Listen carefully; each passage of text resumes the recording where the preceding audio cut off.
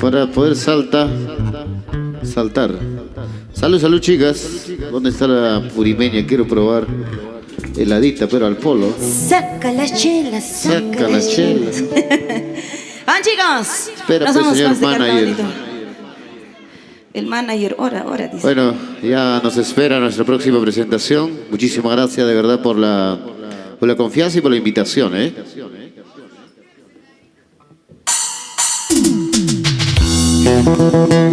¡Eso! ¿Y dónde está la cerveza?